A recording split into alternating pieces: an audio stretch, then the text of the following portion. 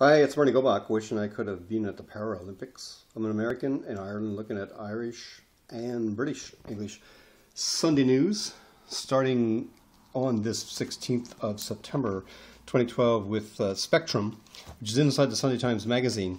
We're looking a little bit of the Sunday Times itself. It has to make your heart feel good looking at images of people who are playing to the best of their ability. I don't see disabilities in these shots. I see spirit. I see adventure. I see achievement. I see people doing things I couldn't do myself. And, inspiration. Really well shot stuff. Worth buying the Sunday Times just for the Spectrum magazine. It's called They Might Be Giants. It's a Paralympic view in Spectrum, which is the magazine supplement in the Irish Times. Also, really interesting stories. We machine gunned them all. It was great fun. The word great fun turns out to be an operative term. So the historian Sönke Neitzel discovers, he pulled some gray files, never been digitized before, where there were conversations overheard by Brits listening to Germans talk about killing children and women with prams. We pulled them into the car, raped them, and threw them out. I mean, this is the terrible kind of tragedy of war that happens on all sides, in all kinds of uniforms. The book's called Soldaten, On Fighting, Killing, and Dying by Sönke Neitzel and Harald Welzer. It's available from Simon & Schuster at the end of the month of September. Probably get that. I'm a war kind of guy. Really appeal. The tragedy of man's inhumanity, man, appeals to me. What appeals to a lot of people reading the tabs is that they can see nude or topless photos. Nude photos of the Prince Harry, and topless of the Duchess. Some people who watch me or listen to me on Twitter want to know more about what the Irish Daily Star's person Michael O'Kane is. He is the Irish Star's editor. And if you read the Sunday Times and listen to the Sunday news flow, it seems that his attitude about publishing the royals in bits of undress might actually cost the entire title its sustainability. The investors may pull out. The squeeze on Croke Park, writes Stephen O'Brien, speculating about what's going to happen using think-ins from the parliamentary parties of Labour and Fine Gael. They're looking at stringent performance reviews ahead for people like myself and Ruth, my wife, who work in the civil service. It'll be interesting to see what they are. To me, setting those up would be difficult. It'll take what I'm doing, the innovation I'm doing, and relegate it, I think. Really interesting stuff in Europe, as you might imagine. Lights, Camera, Action is what this is called, a focus article about the chaos in the Muslim world.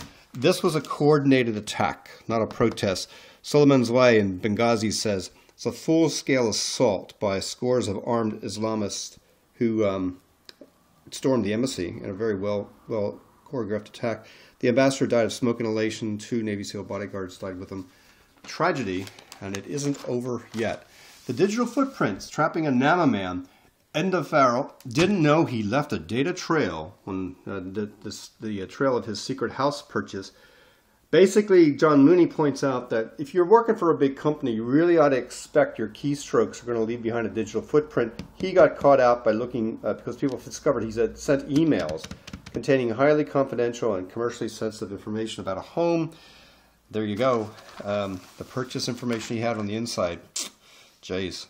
Shouldn't have had it. Shouldn't have divulged it. Samantha McGoggin has stories about Noel Curran and his viewpoint about what lays ahead in the landscape. I'll deal with it a little bit later in a Sunday Times piece himself. Noel Curran writes, good focus on where he wants to go. RT is changing. The national broadcaster is changing. The technology section of Sunday Business Post has a third-level technology essentials, pointing out the tablets such as the iPad 2, Google Nexus 7, Samsung Galaxy Note. Good stuff. I mean, Adrian Weckler does a good thing about actually going back a generation, some of this stuff. Some students' smartphones. Yeah, you know what? All these are really good deals, especially the contract areas that he points out, how to get the best prices. Phil Conley does a best student phone package for people who need to suck down data or do texting and calling, or they just like phones. Where to go to get those best prices. Adrian dismisses small little netbooks, points out that you really need to have well, it doesn't say this directly, but you really need to have a workhorse laptop if you're going to work where I am and I create a multimedia program. You can't get by with something that has poor memory or slow processing power. Apple badly needs a hot new thing. Adrian Weckler, the technology editor of the Sunday Business Post, thinks. Yeah, you know, he makes the same observations I do. The iPhone 5, bigger screen, more power, 4G, yada, yada, yada. But you know what? There's a lot of things he doesn't mention. Like, I just hate the way they're doing the accessorization to another level. Doesn't accept micro USB for charging. You have to actually cut and then sand down your SIM if you want it to fit in, a new nano SIM. Weckler's ending point is, look, no one's going to be disappointed by an iPhone 5, but Apple needs to start thinking, because it's boxing itself into a legacy corner, has to come up with something big, a new big thing soon. Yep, you could take that page out of Nokia. Apple's walking into a legacy market. But hey, they got at least 5 more years before they feel a big strain. Technology, now top of the class. Here's basically a special report on technology and education. It's a commercial profile by any other name. Roy Quinn standing next to Jim Friars, Chief Executive of Irish Computer Society. He's doing something in his new book, which is like ECDL, Beyond ECDL, looking at digital media skill sets for the junior cert. Storytelling, text, audio, and video is being used in a 25-hour program designed to fit into a junior cert curriculum. I'm kind of doing the same thing. If you follow me on InsideView.ie, you'll find out how we're doing that with electronic publishing. Television is a hydra in our time. Noel Kern, as I spoke about before, he's the Director General of RT, points out some things I think is worth mentioning. He believes that fundamentally our definition of television will change. The definition of television will fundamentally change in the short 5 or 6 years ahead. Social media usage during the live TV shows is running at more than 60% in some demographics. That's a second screen being used synchronously during premiership matches or during quiz shows or you know, talk shows. Ever-growing proportion of viewing is now being done on mobile, tablet, or desktop. He's got those stats that prove that's what's happening already. I won't give much to this. Brenda Power, I don't agree with a lot of stuff she's saying, but she takes on the travelers as she always does. And here's something she says in print that'll get her slated.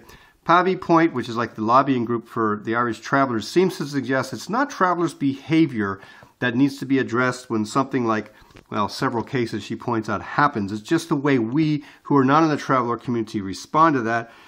Here, I like this fact.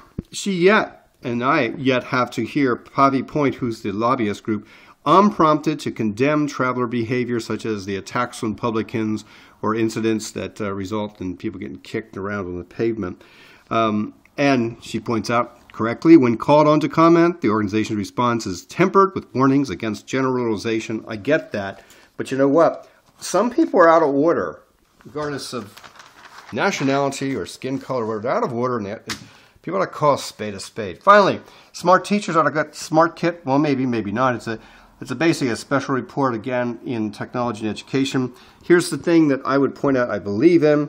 And if you're a teacher listening to this, you can tune in to EdChat.ie, a hashtag on Twitter on Monday evenings, to get this professional development, continuous professional development in the space of making sure you're as smart as a technology in your classroom. I got stuff I got to do. You can see some of the things laid out in front of me. I'm going through for some of the training materials that I may be using in some courses, critical and contextual studies. We're using different styli and touchscreen technologies, as well as the bog standard iPod Touch that's recording me on audioboo.fm/topgold. That's what I am on Flickr, photos/topgold. I'm going to use the rest of the day to go plastering. If you can see it outside my bay window, probably can't. I'm an American in Ireland, and I'm glad you joined me for this short look at the Irish Sunday news from my vantage point in Tipperary. Bye for now.